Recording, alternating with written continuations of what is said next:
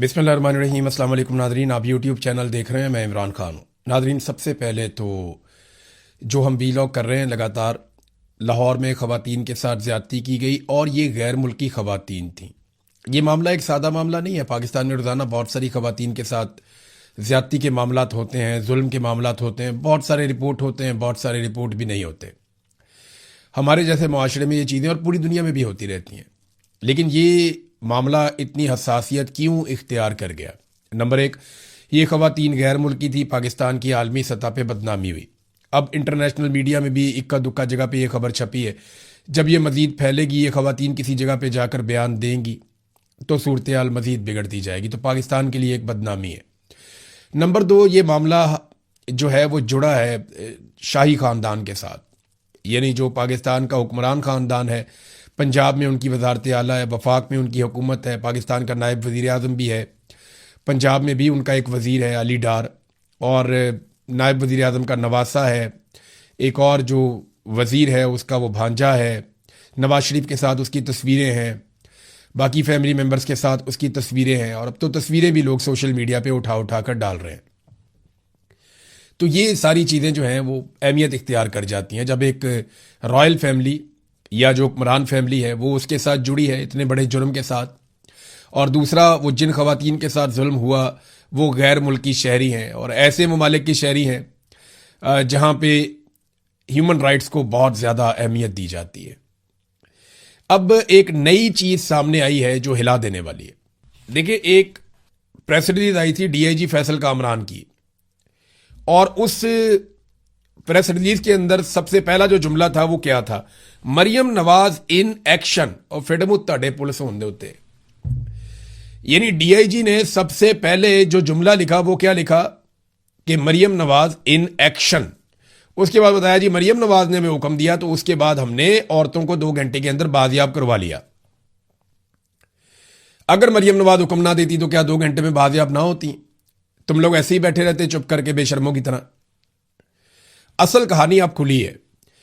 DIG का झूठ भी पकड़ा गया, मरियम नवाज का झूठ भी पकड़ा गया। जितने सहाफी 2-3 दिन से खबरें दे रहे थे उन सबका झूठ पकड़ा गया, और यह भी पता चल गया कि ये किस लेवल के दरबारी लोग हैं और किस तरीके से हकीकत को छुपाया जा रहा था। हमारे पास यही खबर आ रही थी क्योंकि पाकिस्तान के सोर्सेज यही बता रहे थे, लेकिन यासर शामी को शाबाश है और जीशान अजीज को, जो उर्दू पॉइंट्स हैं, इन दोनों को शाबाश है। इन्होंने शानदार काम किया इस केस में। हुआ ये कि ये खवातीन बाजियाब नहीं करवाई पुलिस ने, ये हादसाती तौर पे सामने आ गई। ये कैसे हुआ? यासर शामी साहब ये सारी स्टोरी सामने लेकर आए। हुआ ये कि 1 जुलाई को रजा डार नामी जो बंदा है, जो इसहाक डार का नवासा है, नवाज शरीफ का रिश्तेदार, रजा डार नामी जो बंदा है वो इन खवातीन को उस घर से लेकर भागा। अब ये खवातीन ने अपने बयानात में अदालत में भी कह दिया है, लेकिन वो बयानात जो अदालत के थे उनको सील कर दिया गया था कि वो पब्लिक देख ही ना सके कि उसके अंदर उन्होंने क्या कहा। और सील करने के 48 घंटों के बाद उन बयानात को अब मंजर आम पर लाया गया है। एक तो ये सवाल है ना कि दफा 164 के जो बयानात थे इन दोनों खवातीन के, जो इन्होंने मजिस्ट्रेट के सामने दिए थे, उन दोनों बयानात को सील किस लिए किया गया? और 48 घंटों के बाद जब ये खवातीन पाकिस्तान से जा चुकी हैं तो फिर इन बयानात को डीसील कर दिया गया, पब्लिक कर दिया गया। तो ऐसा क्या है जो इन बयानात में से मिटा दिया गया या हटा दिया गया? अभी तक तो एक बॉस है जिसे बचाने की कोशिश की जा रही है और सारी कड़ियां मिल मिलकर वापस बॉस की तरफ ही जाती हैं।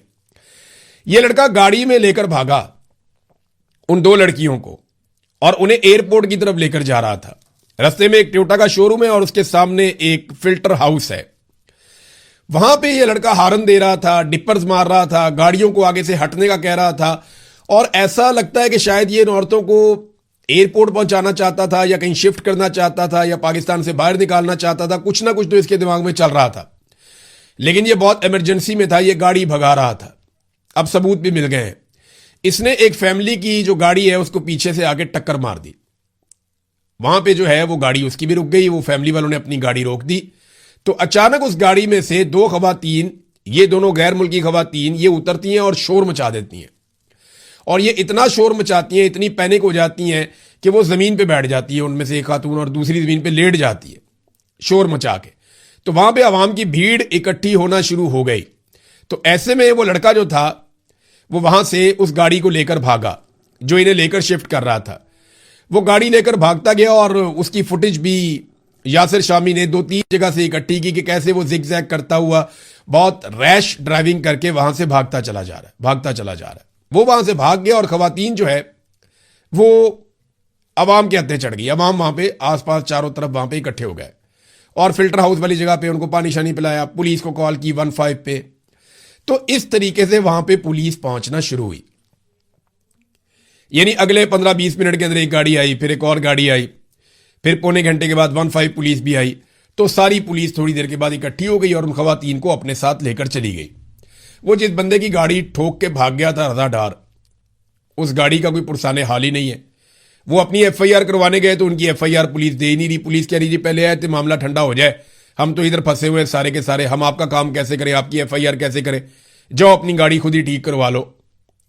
ये है असल कहानी। अब यहां पे बहुत सारे दानिश्वर, बहुत सारे सहाफी जो कहानियां सुना रहे थे जी मरियम नवाज का सिस्टम वो काम कर रहा था। जियो फेंसिंग की जनाब पुलिस ने जनाब ट्रैक एंड ट्रेस का पूरा एक सिस्टम लगाया। सेफ सिटी के कैमराज जो है वो कमाल कार्रवाई कर रहे थे। और फिडे मुंह तड़े सेफ सिटी के कैमराज 9 मई वाले दिन तो काम नहीं कर रहे थे। जब पीटीआई वाले एहतजाज करने के लिए कोर कमांडर हाउस के बाहर पहुंचे तो पूरे कंटोनमेंट के कैमराज के अंदर आज तक फुटेज नहीं मिल रही, पता ही नहीं चल रहा कि वो सीसीटीवी कहां गई। तो यहां पे सीसीटीवी कैमरा जनाब वो भी निकला है, ये भी कर लिया, वो भी कर दिया, किया क्या वो मैं आपको बताता हूं।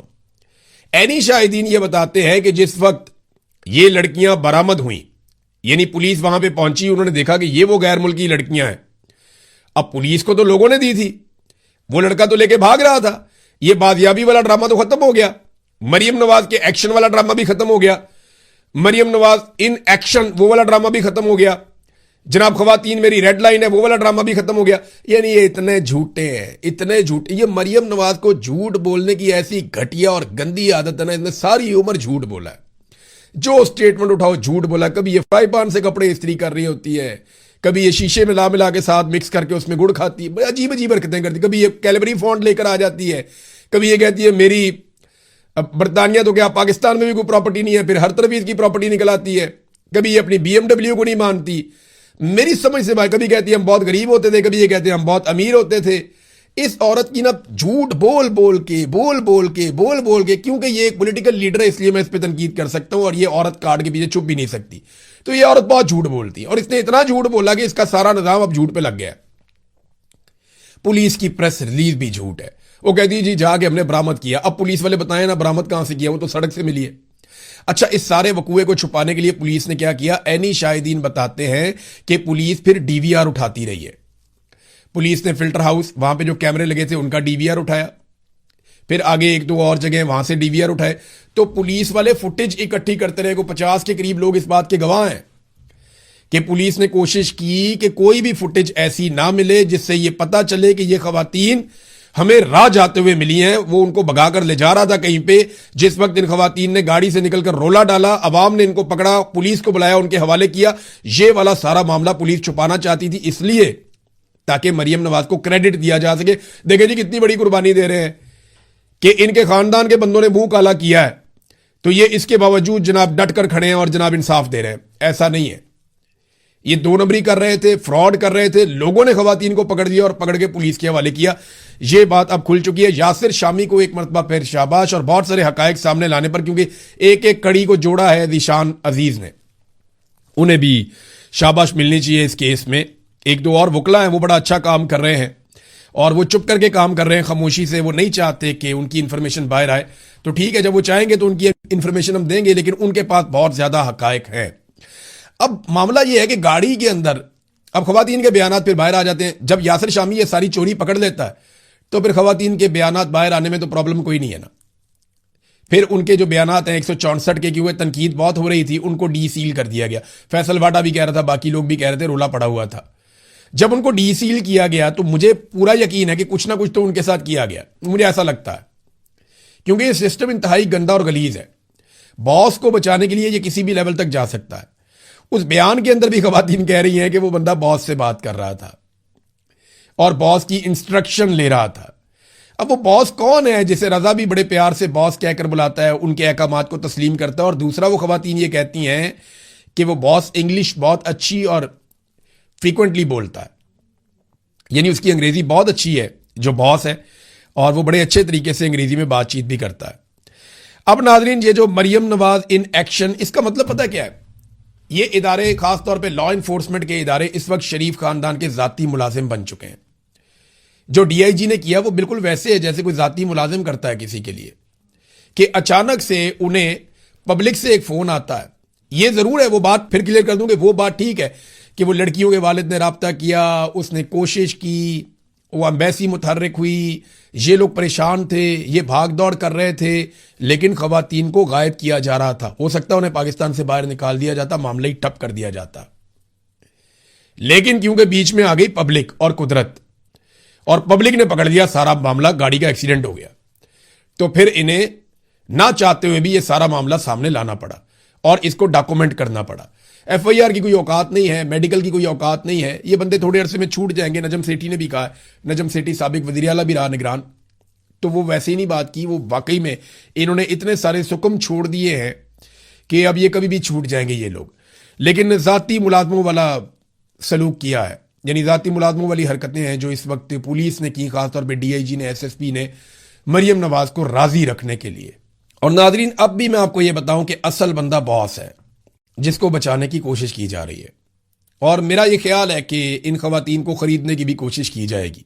ये बैरून मुल्क मौजूद भी होंगी तो इनको 10-15 मिलियन डॉलर भी दिए जा सकते हैं, इससे ज़्यादा पैसा भी दिया जा सकता है कि आपने बॉस को नहीं पहचानना, आपने कभी नहीं बताना कि बॉस है कौन। लेकिन हम कोशिश करेंगे कि इन खवातीन को बॉस की तस्वीर दिखाएं और इनसे पूछें कि जनाब बताएं, ये बॉस ये तो नहीं था या वो तो नहीं था। और जिस दिन इन्होंने बता दिया कि ये वाला बंदा बॉस है, तो फिर ये वाला बंदा जो है वो अपनी खैर मनाए। बहुत जल्दी आपको ये चीज़ें समझ आएंगी। अब नाजरीन, आज़ाद कश्मीर में एक नई अपील की गई है और ये उमर नज़ीर कश्मीरी साहब ने की है। ये अपील मैं आपके सामने रखता हूं।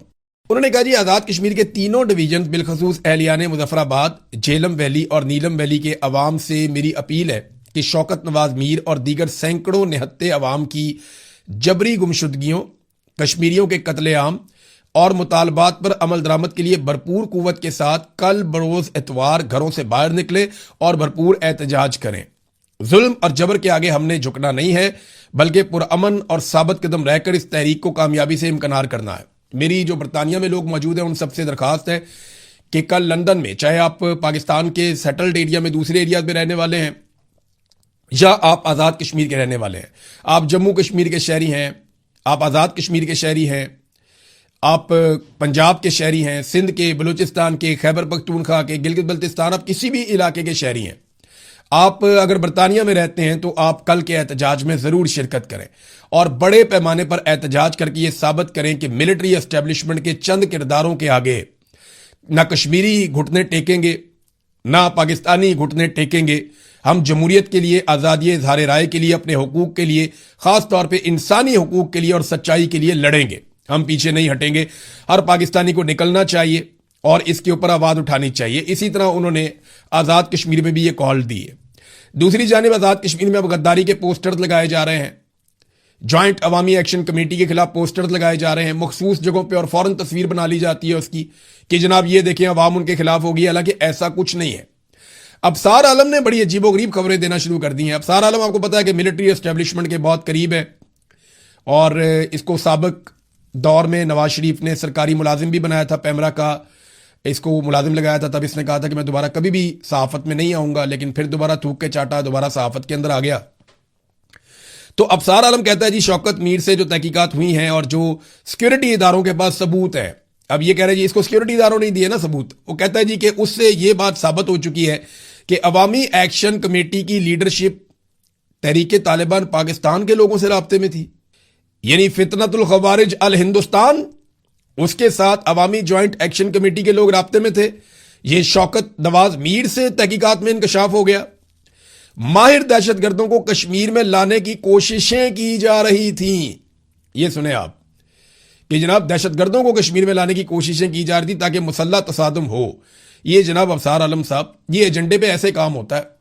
आपको याद है इसको डी चौक में लाशें भी नजर नहीं आती थी, इसको डी चौक में गोलियां भी सुनाई नहीं देती थी। ये कोशिश करता रहा कि लोग मरते हैं तो मरते रहे, लेकिन मैं नवाज शरीफ की नौकरी करूं।